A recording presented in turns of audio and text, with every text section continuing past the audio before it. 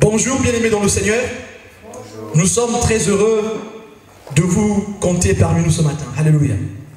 Et je suis certain que le Seigneur aussi lui-même est très content de vous voir dans sa maison.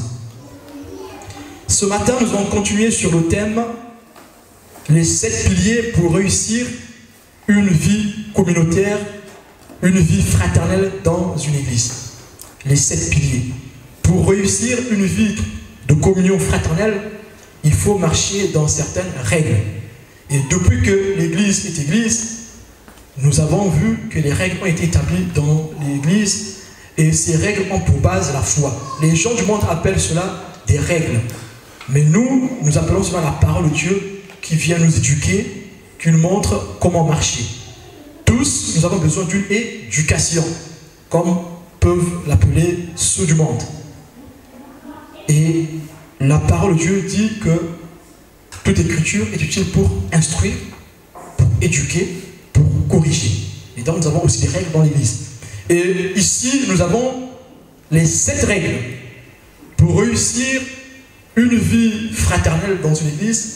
Pour réussir une vie de service dans une église, il faut marcher dans les 7 règles. Et nous avions dit dernièrement que ces 7 règles ont pour socle la foi. Sans la foi, aucun n'est agréable à Dieu. Nous avons parlé du premier pilier qui était la confidentialité. Nous avons défini la confidentialité comme étant le fait de protéger l'autre. Nous sommes là pour nous protéger mutuellement. Ce matin, nous allons voir le deuxième pilier qui est la bienveillance. Sachant que les prochaines semaines, nous verrons les 5 autres piliers qui sont l'écoute, l'œil neuf, la coproduction, la co-responsabilité et la joie dans le service. Quels que soient les dons spirituels que vous avez, si vous ne prenez pas plaisir dans ce que vous faites, alors vous ne pourrez pas travailler comme il faut. Pour prendre plaisir dans ce que l'on fait, il faut déjà obéir aux 6 premiers piliers. Alléluia. Alléluia. Amen. Donc nous allons commencer notre étude. Nous commençons cette étude par le texte de Galates 5, verset 14. Nous allons lire la parole de Dieu. Car toute la loi est accomplie dans une seule parole. Dans celle-ci, tu aimeras ton prochain comme toi-même. Amen. Tu aimeras ton prochain comme toi-même. Et toute la loi réside en celle-ci. Si vous allez dans l'autre texte, le Christ dit, tu aimeras le Seigneur ton Dieu de tout ton cœur, de toute ta force, de toute ton âme. Amen. Amen. Et il dit, il y a une qui complète celle-ci, c'est tu aimeras ton prochain comme toi-même. Ce matin, nous parlons de la bienveillance qui est associée à la foi. Nous le savons tous que tout ce qui vient de l'homme n'est pas bon. En l'homme, il n'y a rien de bon. C'est ce que dit la parole de Dieu. L'homme ne peut rien produire de bon. Maintenant, quand on est renouvelé, le Seigneur crée des bonnes choses en nous. Mais par nous-mêmes, l'homme par essence est mauvais. L'homme est mauvais par essence. L'homme est mauvais de nature. Maintenant, il faut venir en Christ pour que cette nature soit transformée. Là, nous pourrons produire des bonnes choses. Aujourd'hui, nous parlons de la bienveillance qui vient de la foi. En quoi consiste cette bienveillance? Nous avons la définition du Larousse. Le Larousse dit que la bienveillance, c'est un état d'esprit. Un esprit qui s'incline à la compréhension, à l'indulgence envers autrui. Je reprends. La bienveillance est définie dans le Larousse comme étant le fait d'être compréhensible envers son prochain et d'être indulgent envers son prochain. Est-ce que vous croyez que l'homme peut être compréhensif envers son prochain et indulgent envers son prochain sans être renouvelé? Non. Tout ce que l'homme fera aura un vice. Mais ici, le Seigneur nous appelle pas à la gentillesse, mais à l'amour. Nous voyons que la bienveillance du monde consiste en la gentillesse. On est gentil. Mais ici, le Seigneur nous appelle à ne pas juste être gentil, mais à être bienveillant. Et cette bienveillance a pour soubassement l'amour. Voilà pourquoi nous avons lu le texte de Galates 5, verset 14. Tu aimeras ton prochain comme toi-même. Il n'y a pas de bienveillance sans un amour véritable. Il n'y a pas de bienveillance dans la gentillesse, dans le respect, le simple respect hypocrite. Nous ne sommes pas ici dans une simple éthique d'hypocrisie où il faut dire bonjour à tout le monde, même quand on ne veut pas le faire. Nous ne sommes pas dans cette optique. Nous sommes dans une lancée de bienveillance qui est associée à la foi, qui a pour base l'amour. L'amour vient d'une transformation intérieure. Amen. Amen. Amen. Merci Seigneur. Alors, en quoi consiste cet amour, cette bienveillance? Et moi, dans ma tête, quand je parle de bienveillance, je parle d'amour. Je n'arrive pas à dissocier la bienveillance à l'amour. Parce que les deux doivent être associés et unis. Alors, en quoi consiste cette bienveillance? La bienveillance dont nous parlons ici est basée sur son prochain, mais aussi en soi-même. Il n'y a pas d'amour. On ne peut pas parler d'amour si on ne s'aime pas déjà soi-même. Quelqu'un qui veut se suicider ne s'aime pas. Je ne vois pas comment cette personne pourra aimer son prochain. Voilà pourquoi ici, en définissant la bienveillance, nous devons être d'abord bienveillants envers nous-mêmes. Si tu veux parler de la bienveillance, si tu veux grandir dans une église, si tu veux grandir dans un ministère, il faut marcher dans la bienveillance. Il faut cultiver la bienveillance. Mais comment tu pourras cultiver la bienveillance envers autrui si envers soi-même on n'est pas bienveillant? Pour être bienveillant envers autrui, il faut commencer à être bienveillant envers soi-même. C'est sur ces deux points que nous allons parler ce matin. Celui qui n'est pas bienveillant envers les autres, ça serait difficile qu'il soit bienveillant envers lui-même. Ça aussi c'est paradoxal. On va se dire, mais il y a des gens qui sont égocentriques, ils s'aiment tellement qu'ils n'aiment pas les autres. C'est faux. Tu ne peux pas détester ton prochain en t'aimant toi-même. Le fait que tu aies un faux jugement envers ton prochain montre que tu as un jugement erroné envers toi-même. Cette réalité nous va tous imprimer. Toutefois que tu auras un mauvais jugement, un faux jugement, que tu auras à condamner ton prochain, sache que tu as un jugement erroné sur toi. Parce que celui qui a un jugement juste envers lui-même aura un bon jugement sur l'autre. Parce que le niveau d'indulgence que tu vas donner à l'autre, que tu vas avoir pour l'autre, c'est le même niveau d'indulgence que tu auras pour toi. Parce que tu l'as mesuré sur toi, tu pourras la mesurer sur l'autre. Tu ne pourras pas donner à l'autre un amour que tu n'as pas pu donner à toi-même. Voilà pourquoi ici nous disons que celui qui n'est pas bienveillant envers les autres n'est pas bienveillant d'abord envers lui-même. Ça, c'est une réalité.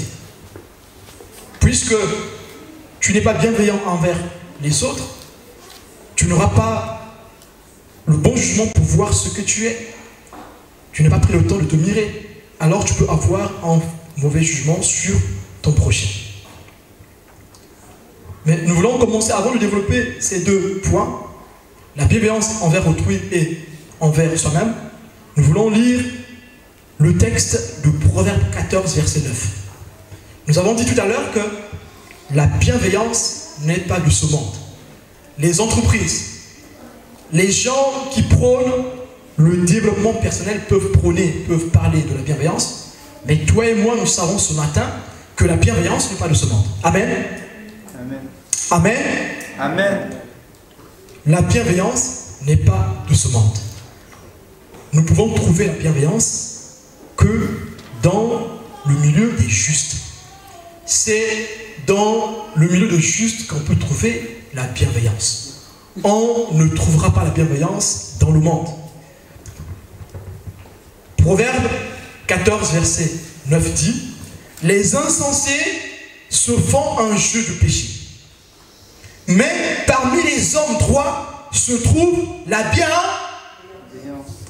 Parmi les hommes droits se trouve la bienveillance. Amen. Amen.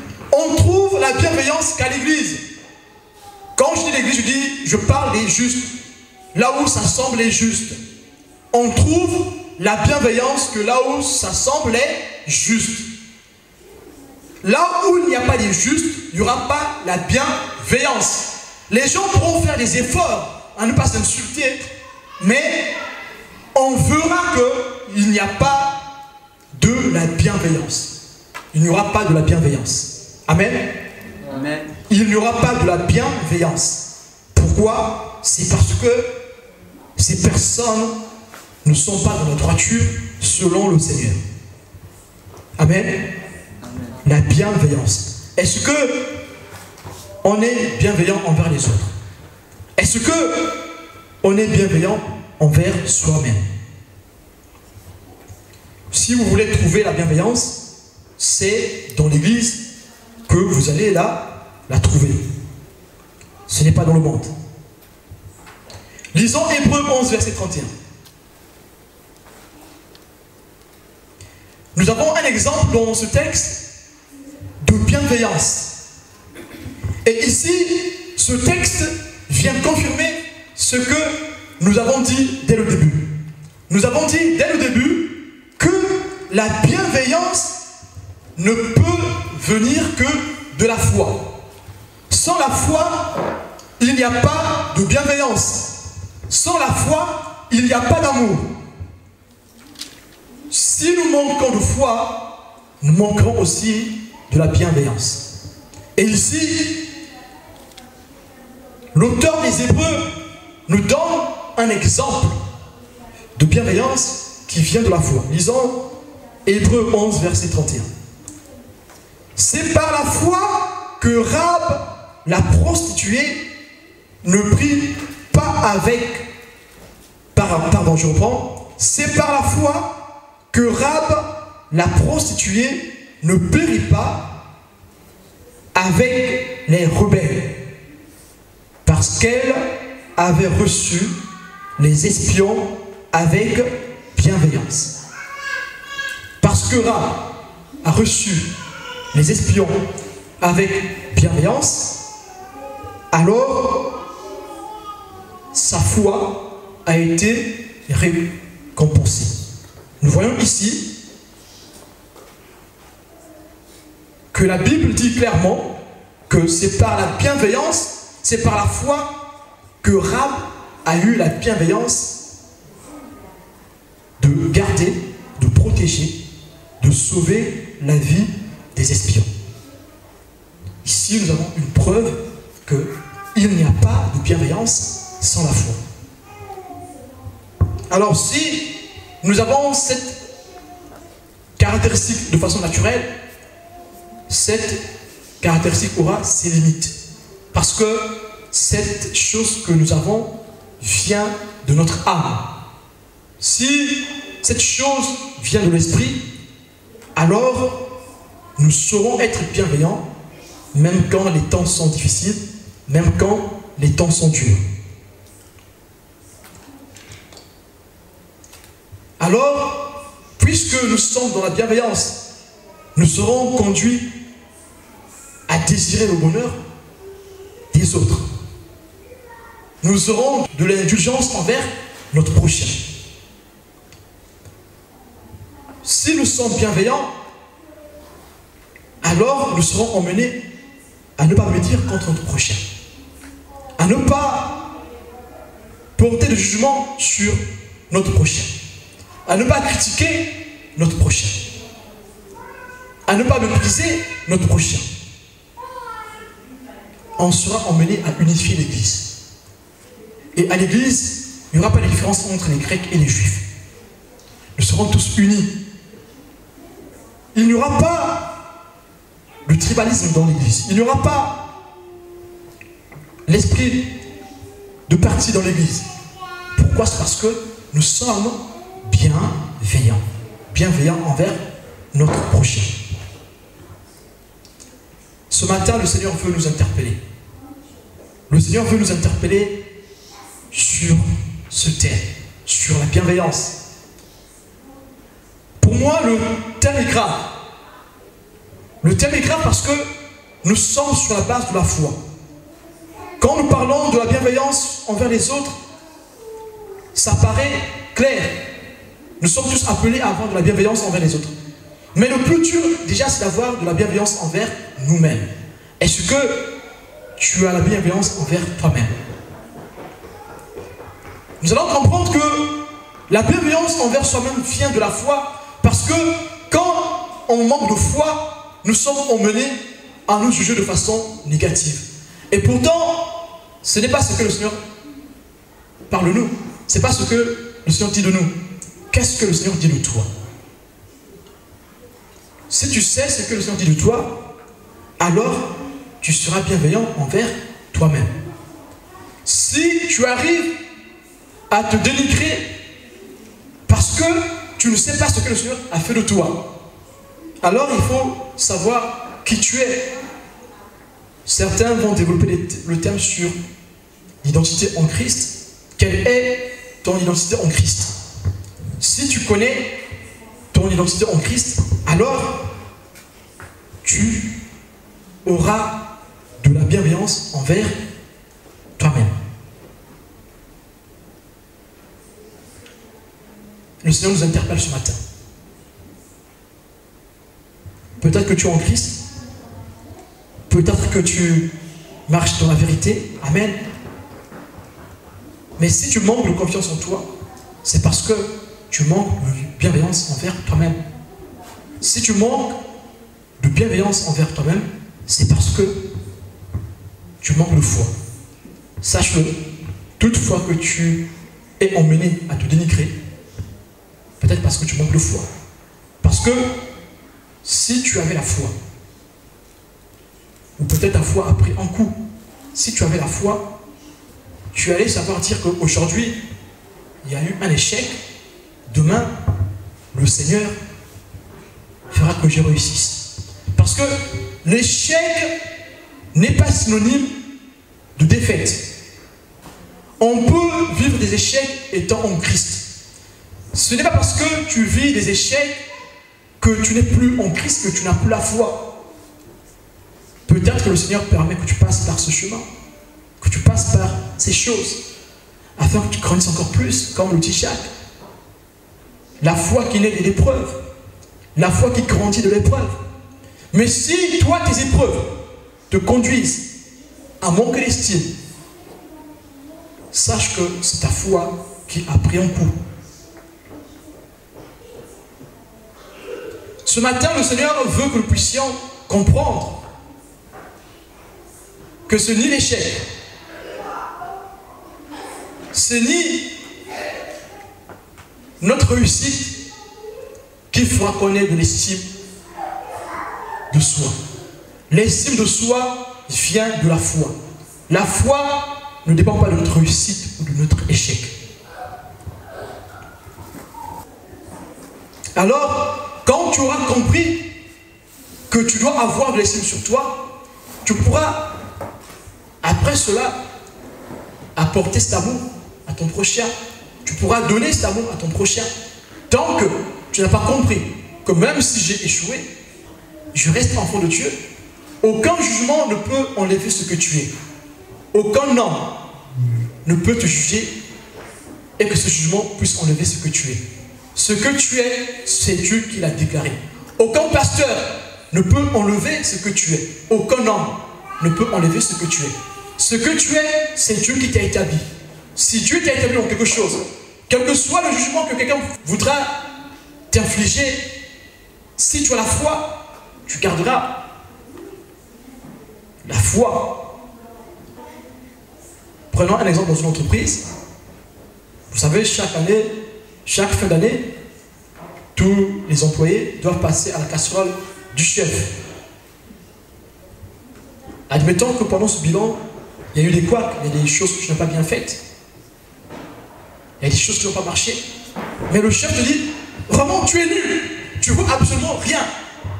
Comme les gens sont très grossiers, certains vont arriver à te dire que tu n'es qu'un caca.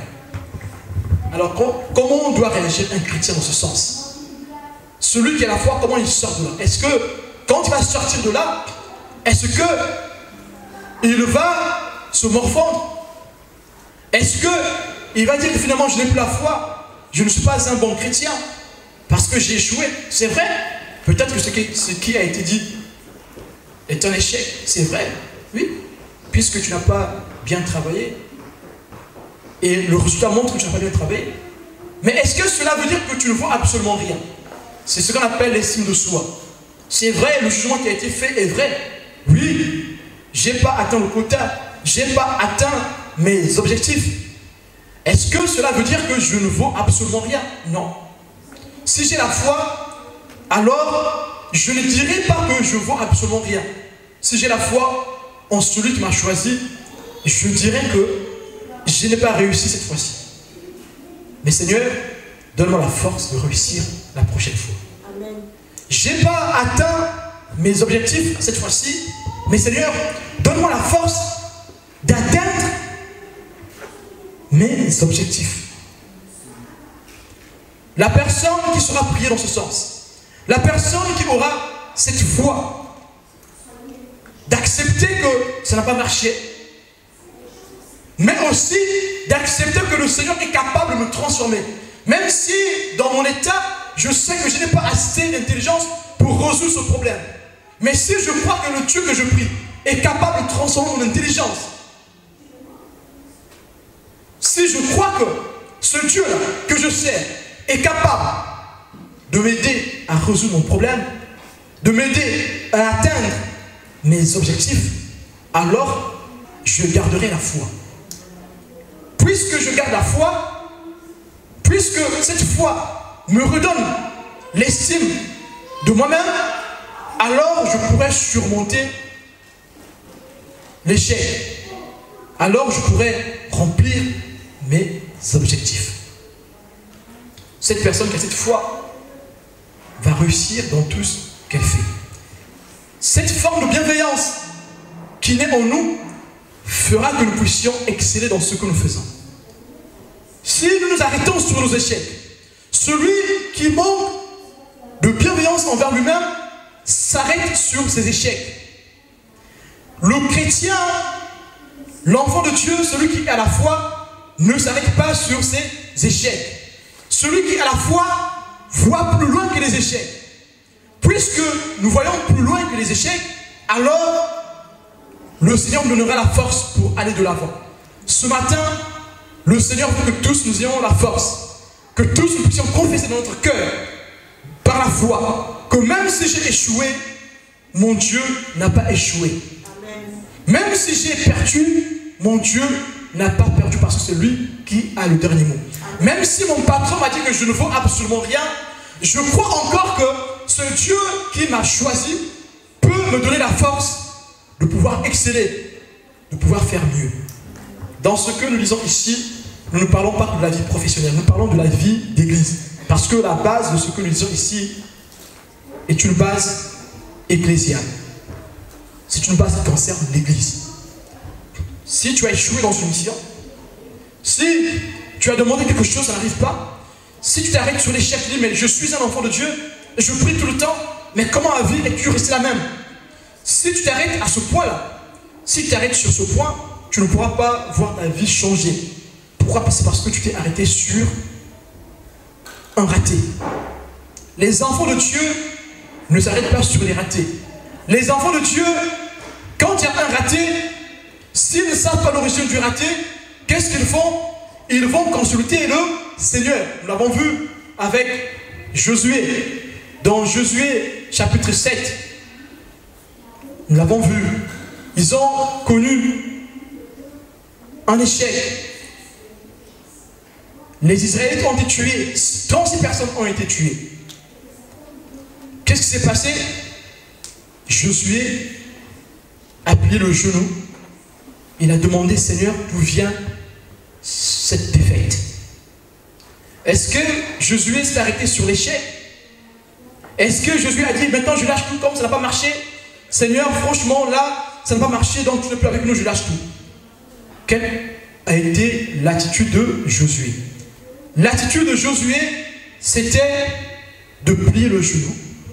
Il a plié le genou jusqu'au soir, tête baissée contre terre. Qu'est-ce qu'il a fait? Il a prié. Il a dit, Seigneur, d'où vient l'échec? Nous, les enfants de Dieu, nous ne nous arrêtons pas sur l'échec. Nous, les enfants de Dieu, quand il y a un échec, on demande au Seigneur pourquoi il y a l'échec. Et une fois que nous savons le pourquoi de l'échec, on fait le travail qu'il faut, on fait les efforts. Ainsi, aura de l'estime de soi, aura de la bienveillance envers lui-même. Et puisque il a de la bienveillance envers lui-même, alors il pourra avoir de la bienveillance envers son prochain. Sache que même si tu as échoué, tu peux toujours remonter la pente. Même si tu as manqué tes objectifs, tu peux toujours remonter la pente. Parce que tu crois en un Dieu qui est tout-puissant. Peu importe le domaine, domaine spirituel, domaine professionnel, domaine familial. Même si tu as échoué, tu peux toujours remonter la pente. Nous avons un exemple solide, celui de David. David a échoué. David a échoué. Le prophète Nathan est venu le voir. Il lui a donné l'énigme. David a donné la sentence. Et Nathan dit, mais en fait, cette personne, c'est toi. C'est toi qui as plusieurs brebis et tu prends la brebis de l'autre qui n'a qu'une seule brebis, tu la tues et tu donnes à ton invité. C'était un échec pour David. David a reconnu son échec. David n'est pas resté de marbre face à l'échec. David n'a pas ignoré l'échec. David a pris en compte son échec. Parce que David a pris en compte son échec, David a surmonté la pente. Et nous voyons que c'est par cette relation que Juda a eu un roi de façon perpétuée. Salomon vient de Bathsheba, la femme d'Uri. Uri qui a été tué par David. David qui a commis l'adultère avec Bathsheba. Mais pourquoi le Seigneur a béni David dans cette relation? Pourquoi? Comment le rejetant, le lion de la tribu de Juda peut sortir de David? Comment? Le lion de la tribu de Juda est sorti de David, est sorti de cette femme Bathsheba parce que David a su surmonter la pente. David ne s'est pas arrêté sur son échec. Ne nous arrêtons pas sur nos échecs. Les échecs, nous en connaîtrons. Si tu es en Christ, si tu crois que tu ne vivras pas des échecs, alors tu t'es trompé de chemin.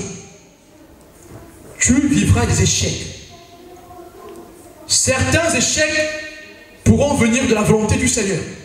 Peut-être pour te former. Mais ne t'arrête pas. Certains échecs viendront de Satan. Ce n'est pas parce que tu es en Christ que tu vivras aucun échec. Oui, tu vivras encore des échecs, tu pourras tomber malade. Tu pourras passer des moments très difficiles de ta vie. Cela ne veut pas dire que tu as perdu la foi.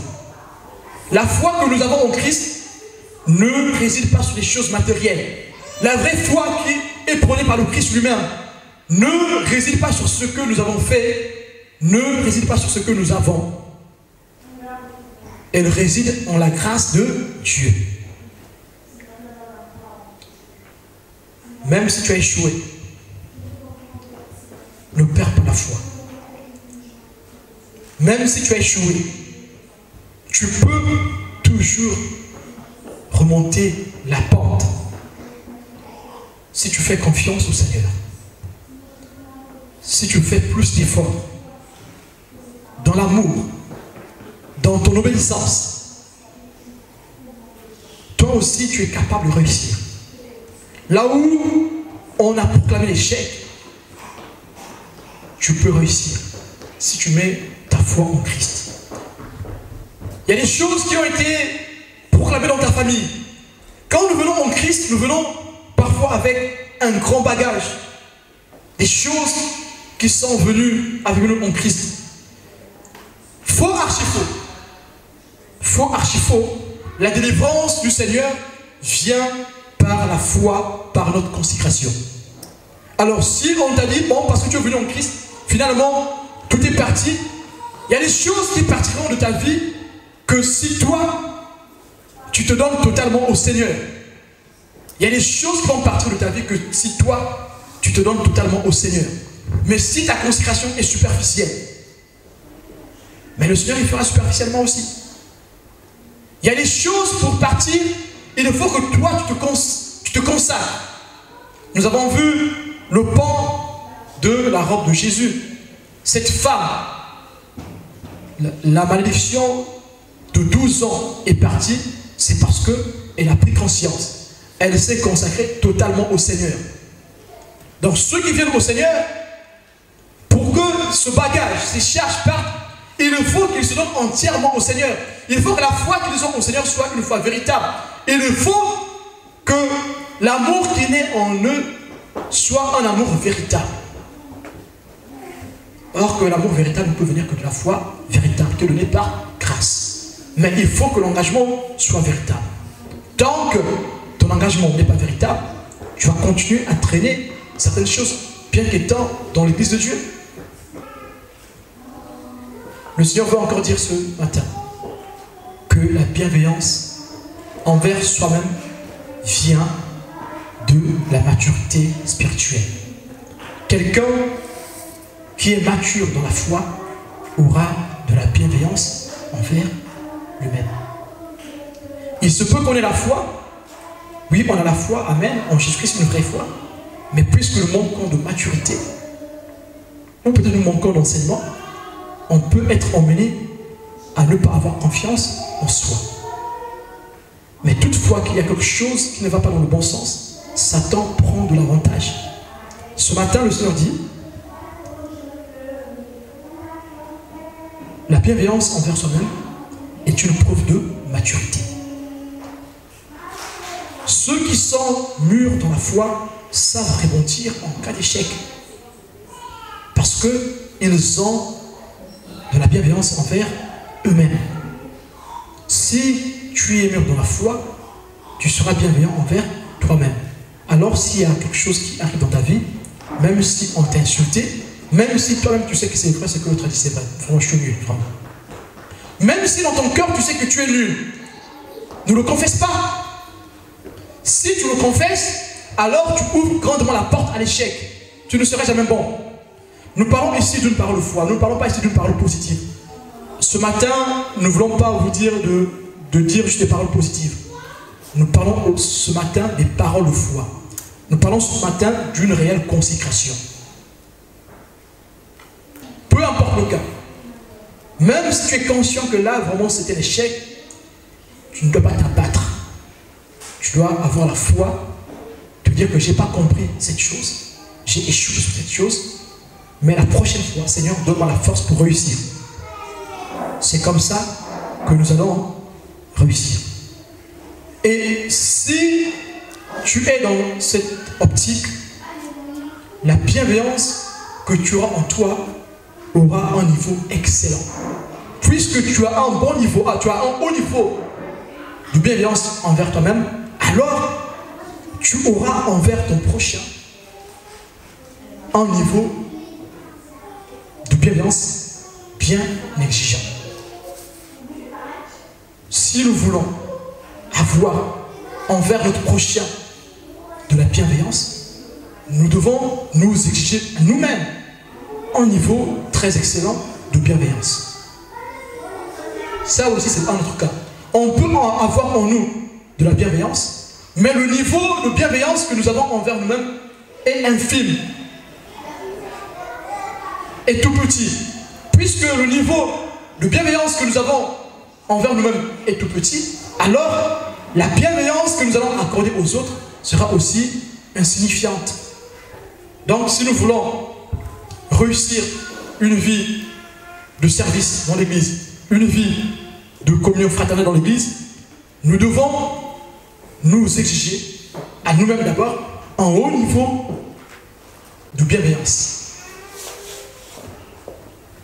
Comme ça, nous pourrons donner aux autres. Nous ne pouvons donner que ce que nous avons. Puisque quand tu marches dans l'échec, tu trouves ta consolation dans le Seigneur, alors quand l'autre, ton prochain, connaîtra un échec, tu l'aideras aussi de marcher dans le Seigneur. Puisque tu arrives à comprendre tes erreurs, alors tu pourras aussi arriver à comprendre les erreurs de ton prochain. Alors la phrase qui trotte dans ta tête tous les jours, « Ah oui, je suis nul. » Tu as essayé de faire un calcul, tu n'as pas réussi. « Ah oui, je suis nul. » Amen. Tu resteras nul. Tant que tu vas continuer à confesser ces choses. Tant que tu ne vas pas comprendre que tu es capable de réussir même quand tu es échoué, tu resteras nul. Les autres qui ont compris qu'ils prient un Dieu vivant qui est capable de les transformer, ils vont exceller. Peut-être que la médecine a proclamé que tu étais taré dans la tête, je ne sais pas, il y avait quelque chose, tu avais des tares dans la tête. Mais tant que tu vas continuer à confesser cela, mais ça restera en toi. Et il faut que tu crois que Dieu est capable de te guérir. Pourquoi tu pries pour cette situation? Si je prie pour une situation, c'est pour que Dieu m'exauce. Mais comment je prie pour une situation et je continue à confesser que c'est ma chose? Ah, mais nous, on est comme ça. Chez nous, c'est comme ça, on ne peut rien faire. Et comment tu pries que Dieu puisse t'aider dans cette situation? Tu ne vas pas réussir. Ah, moi, on m'a toujours dit que je suis comme ça. Voilà, on m'a toujours dit ça. Mais c'est normal, tu resteras comme ça. Puisque on t'a toujours dit que tu es comme ça, et que toi, tu pries pour ça, mais tu continues à confesser que tu es toujours comme ça, mais tu ne pourras pas changer. Ce matin, le Seigneur nous demande de confesser des choses qui nous élèvent. Pas dans le sens du développement personnel, mais dans le sens de la foi. Parce que nous croyons en un Dieu qui transforme. Nous croyons en un Dieu qui ressuscite. Nous croyons en un Dieu qui fait marcher les paralytiques. Ce que nous disons ce matin, ce n'est pas une histoire. C'est du vécu. Notre Dieu est un Dieu qui se manifeste. Notre Dieu existe. Ce n'est pas une foi historique que nous avons. Nous ne vivons pas une foi par procuration. Puisque les apôtres ont vécu par la foi, nous aussi on croit. On croit en ce que les apôtres ont vécu. Non, crois aussi en ce que Dieu fait en toi. Est-ce que tu crois en ce que Dieu fait en toi? Si tu veux vivre la gloire de Dieu, il faut que tu reconnaisses ce que Dieu fait en toi. C'est en cela que tu seras bienveillant envers toi-même et envers les autres. Si tu ne crois pas en ce que Dieu fait, tu ne seras pas bienveillant. Le jour où la limite naturelle va s'arrêter, toi aussi tu vas t'arrêter. Mais le Seigneur veut que nous puissions changer de limite. Nous pouvons aller plus loin dans notre bienveillance. Nous puissions dépasser la limite humaine. La limite humaine, c'est qu'il y a la frustration qui entraîne l'échec.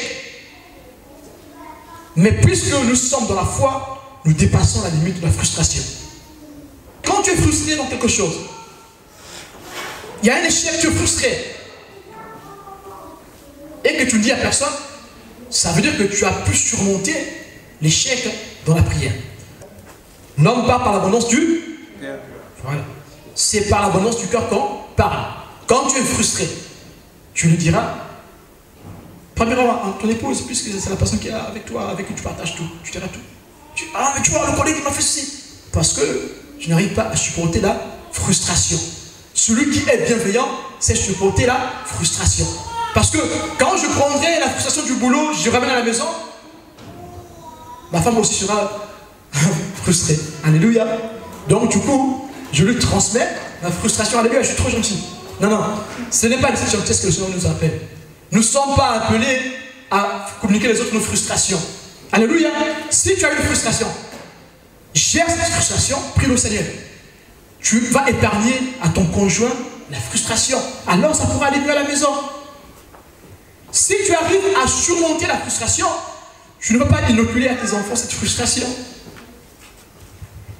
La bienveillance, la confidentialité fait appel à la bienveillance. Si on n'est pas confidentiel, on ne sera pas bienveillant. Pour être bienveillant, il faut commencer à marcher dans la confidentialité. Si je marche dans la confidentialité, alors je serai bienveillant envers mon prochain, puisque je protège la faute de mon prochain. Je protège l'erreur de mon prochain. Alors, je serai bienveillant envers ce prochain. C'est parce que je suis indulgent que je peux protéger la faute de mon prochain. Si je ne suis pas indulgent, je ne pourrai pas protéger la faute de mon prochain.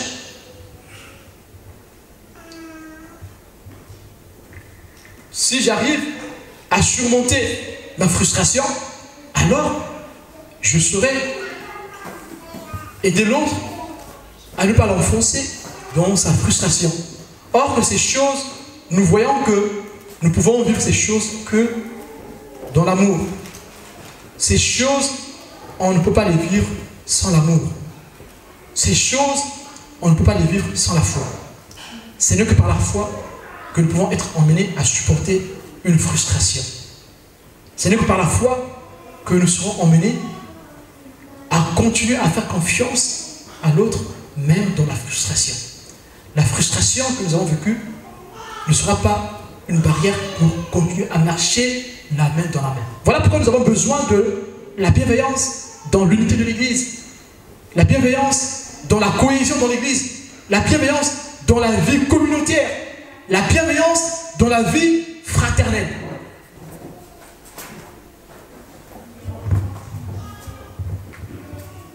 Si je suis bienveillant, je serai indulgent envers mon prochain.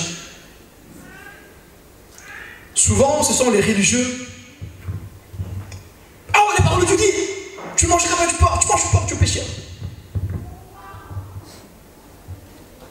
Celui qui a la foi qui sauve. Nous avons vu le Christ. Le Christ a été indulgent envers les pharisiens. Il a mangé avec eux.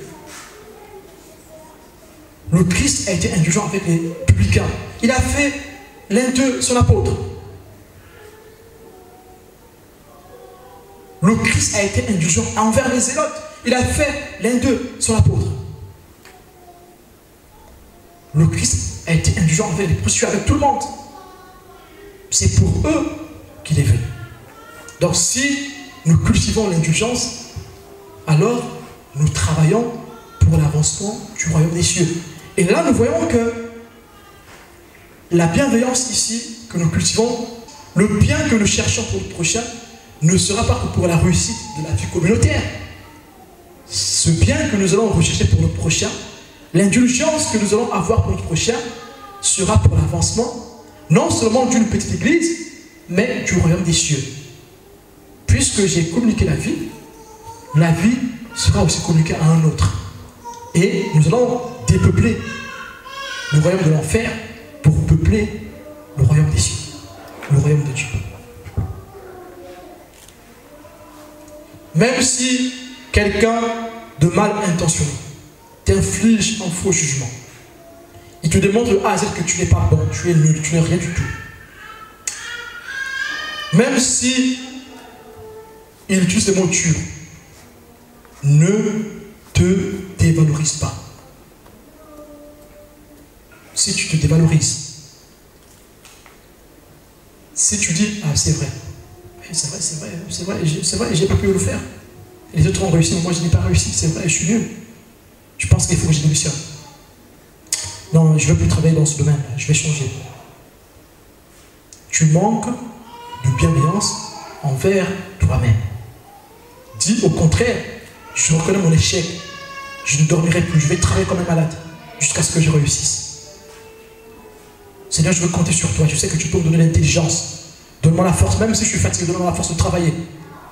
Tu auras la force. Ton échec doit être pour toi un moteur. Satan a cru infliger un échec au Créateur. Mais le Seigneur Dieu Créateur ne s'est jamais arrêté sur l'échec.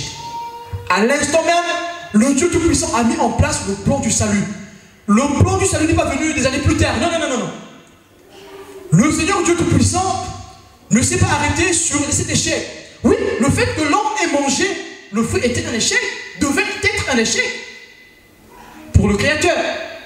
Mais le Créateur a transformé l'échec en réussite. Nous aussi, nous sommes appelés à transformer nos échecs en réussite. Transforme les blâmes que tu reçois en réussite. Transforme la dévalorisation qu'on t'inflige en réussite. Transforme toutes ces choses en réussite. Transforme le manque d'estime qu'on veut t'infliger en réussite. Et quand souvent Satan vient te parler, il te parle avec douceur, il dit, mais regarde, tu vois, hein, regarde, tu vois, c'est 1 plus 1, c'est 4, mais ça, tu n'arrives pas à comprendre. Tu vois pas que tu es un peu lent à comprendre? Tu vois pas que tu as un problème? Regarde un peu. Il te dit pas que tu es bête. Non, non, non, il te dit pas que tu es bête. Il te dit, mais regarde un peu, c'est 1 plus 1, c'est 4, hein, tu n'as pas pu comprendre. Tu trouves pas que là, tu es un peu lent à comprendre. Après, tu réponds. En fait, là, tu ne réponds pas. Quand tu rentres chez toi, ça va ruminer. Maintenant, si tu es marié, c'est ton mari, c'est ta femme qui va prendre ça. Ah, chérie, on m'a dit là-bas que vraiment, je suis moins nul. Tu vas lui dire ça. Mais ta femme t'aime tellement que... Ah, vraiment, mon chéri, moi, est nul. Ah, tu auras des soucis. Sauf que ce que tu as fait là, tu vas récolter. Tu as semé la tristesse dans ta femme ou dans ton mari, mais cette tristesse, tu vas récolter cette tristesse. Quand elle sera triste, hein, le retour à l'envoyeur. N'envoyons pas la tristesse aux autres. La bienveillance fait que je protège mes proches. C'est ça la bienveillance. Nous avons dit que la confidentialité protège les proches. La bienveillance aussi nous emmène à protéger les proches. Le Seigneur est ici ce matin. Je le sais. Et je sais que ce Dieu-là est vivant. Il peut témoigner que tous nous passons par des moments difficiles, des moments de faux jugement, où parfois on est jugé pour le vrai aussi. Que le jugement qu'on nous inflige, qu'il soit vrai ou erroné, ne nous arrêtons pas à ce jugement. Que la situation que nous vivons soit réelle ou imaginaire, ne nous arrêtons pas sur ce jugement. Celui qui s'arrête sur l'échec ne pourra jamais réussir. Caïn s'est arrêté sur l'échec, il n'a pas réussi. Dieu a dit à Caïn, tu peux encore réussir. Tu peux encore résister au péché qui dort devant ta porte. Toi aussi, tu peux encore réussir. Tu peux encore résister au manque d'estime. Tu peux encore résister au manque de bienveillance en soi. Tu peux encore résister. La solution, Dieu donne à Caïn la solution. La solution, c'est que son cœur soit porté sur le Seigneur et non sur le mal. Mais quand Caïn s'est arrêté sur le mal, Caïn s'est arrêté sur son échec, mais Caïn n'était pas aussi mauvais que ça. Caïn pouvait réussir, puisque Dieu a donné à Caïn la possibilité de réussir. Dieu a donné à Caïn la possibilité d'exceller. Ça veut dire que personne n'est condamné. Personne n'est condamné à être long. C'est vrai, 1 plus 1 c'est égal à 2. Tu vois, mais tu n'as pas compris. Tu ne trouves pas que tu es un peu lent. Hein, tu vois, même le nouveau qui vient d'arriver, il fait mieux que toi. Peut-être qu'il faut que tu changes de métier. Et quand tu vas rentrer à la maison, tu vas dire, ah oui, c'est vrai, je suis au mieux parce que là, il est arrivé, il a fait. Mais non, on n'est pas tous pareils. Même si c'est vrai que tu es long, le Dieu qui transforme, si tu lui fais confiance, il peut te transformer pour que tu sois meilleur. Notre Dieu, je l'insiste, notre Dieu ne s'est pas arrêté sur l'échec du péché de l'homme. Notre Dieu a transformé l'échec de l'homme en quelque chose de meilleur. Il est descendu lui-même et il a transformé cette balle qui était le péché. C'est devenu un but. Il a marqué dans le camp de qui? Dans le camp de Satan. Notre échec doit être un signe pour notre future réussite. 1 Pierre 4, verset 8 dit: avant tout, ayez les uns pour les autres une ardente charité, car la charité couvre une multitude de péchés. Si nous avons de la bienveillance, alors nous pourrons couvrir les péchés des autres, car la bienveillance couvre une multitude de péchés. Car la charité couvre une multitude de péchés. Si nous avons de la bienveillance les uns pour les autres, une ardente bienveillance les uns pour les autres, alors nous allons couvrir les péchés des uns des autres. Nous n'allons pas les exposer. Oh, Dieu m'a toujours impulsé. On ne fera pas ça. Pourquoi? C'est parce qu'on veut couvrir, on veut se couvrir les uns les autres. Se couvrir, se protéger les uns les autres, c'est pas de les indexer, c'est de les aider à s'en sortir. Alors nous allons dire, on va vous aider pour que vous puissiez vous en sortir. On ne va pas indexer le péché de l'autre. C'est ça l'amour que le Christ a apporté à l'humanité. Jacques 5, 20 verset dit qu'il sache que celui qui ramènera un pécheur de la voie où il s'est égaré sauvera une âme de la mort et couvrira une multitude de péchés. Celui qui est indulgent, celui qui travaille pour le bien-être des autres, celui qui est compréhensif envers les autres, emmènera les autres à rencontrer le Seigneur. Celui qui est dans l'indulgence ne sera pas pour indexer l'autre, mais il sera pour emmener les autres à la réussite. Il ne va pas indexer le péché de l'autre, mais il va aider l'autre à surmonter ses faiblesses. Il ne sera pas dans le jugement. Le religieux ne croit pas au pardon. Pour le religieux, celui qui pêche après avoir connu Christ ne peut plus être sauvé. Ça, c'est le religieux qui dit ça. Un bon religieux te dira: quoi? Tu as péché? Ça veut dire que tu vas en enfer. Mais qui es-tu pour fermer la porte de ton prochain? Celui qui a la foi ne pourra pas dire que non, tu as péché, un tel péché, pour un enfant de Dieu, c'est fini, c'est fini. Il ne dira pas ça. Le Seigneur nous appelle ce matin à être bienveillants envers les autres, à aider les autres à remonter la pente, à ne pas essayer d'avancer tout seul. Dernièrement, nous avons dit que seul, on va plus vite. Mais ensemble, on va très loin. Est-ce que voulons-nous aller plus vite ou voulons-nous aller plus loin? Ensemble, tous ensemble, nous irons très loin. Seul, j'irai plus vite. Mais tous ensemble, nous irons très loin. Si je couvre les péchés des autres, alors on va tous avancer ensemble. Je ne serai pas le seul TTS, on sera plusieurs TTS. Non, non, non, pas ça. Pas les TTS, nous ne serons pas les TTS. Je retire mon TTS. L'amour que nous allons exercer sera un amour véritable.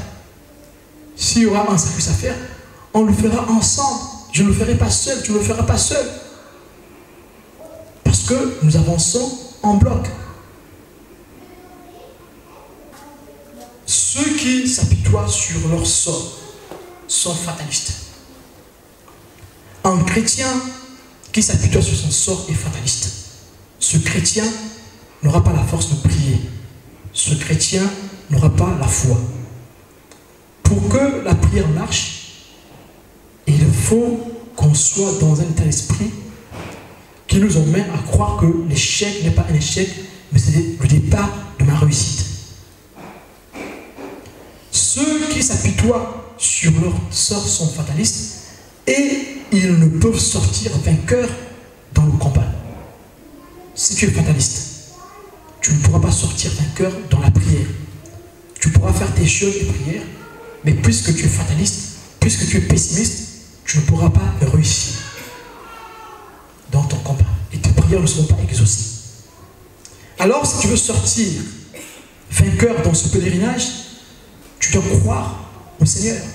Tu dois croire que l'Esprit de Dieu qui habite en toi est capable de te changer, de te transformer, est capable de te sortir de l'échec. Tu as essayé une fois, ça n'a pas marché, réessaye. 2 fois, ça n'a pas marché, réessaye encore. Jusqu'à ce que ça marchera. Ton Dieu, par son esprit qui est en toi, te transformera, te fera de toi une réussite et la force. Sachons-le, parce que nous avons insisté dans la marche, parce que dans notre insistance viendra une expérience, et dans cette expérience viendra la confiance. Nous savons tous que le sort de la foi, c'est la confiance. Tu ne peux pas avoir la foi en Dieu si tu n'as pas confiance en ce qu'il est capable. Si tu ne sais pas comment on fonctionne, comment agit l'esprit qui est en toi, tu ne pourras pas avoir foi. Ta foi sera bancale parce que tu ne sais pas trop en quoi tu crois. Pour avancer, il faut que nous ayons confiance. La confiance, voilà pourquoi on parle de la foi qui grandit, la foi qui est mûre. La maturité de la foi vient de l'expérience. C'est là que viendra une vraie confiance. Même quand tout le monde sera défaitiste, mais toi, dans ta tête, tu sais que le Dieu que je sers est capable de transformer la situation. Romains 4, 5 dit, la persévérance, la victoire dans l'épreuve, et cette victoire, l'espérance. Tu n'es pas victorieux si tu n'as pas résisté, si tu n'as pas eu la foi de dire que cet échec c'est une victoire, c'est une future victoire. Tu ne pourras pas réussir. Tu es défaitiste et tu feras comme Caïn. Soyons comme notre Dieu. Comme le dit les Écritures. Soyons comme notre Dieu. Soyons bienveillants comme notre Dieu. Parce que nous sommes bienveillants comme notre Dieu, nous marcherons de victoire en victoire. Je finis par le texte de Jacques, chapitre 1, verset 3, qui dit « Sachant que l'épreuve de notre foi produit la patience. Mais il faut que la patience accomplisse parfaitement son œuvre. » La patience doit accomplir parfaitement son œuvre, afin que vous soyez parfaits et accomplis sans faillir en rien. Nous sommes appelés à ne plus faillir, à ne faillir en rien. Si notre bienveillance a pour sort l'amour, a pour sort la foi, une foi qui a mûri, une foi mature, même quand on perdra tout, comme Job, nous garderons notre foi. Job était bienveillant envers lui-même. Amen. Job était bienveillant envers Dieu. Alléluia. Amen. Alléluia. Amen. Est-ce que vous avez entendu Job insulter Dieu? Ce n'est pas ça la définition de la bienveillance. La bienveillance, c'est comprendre l'autre.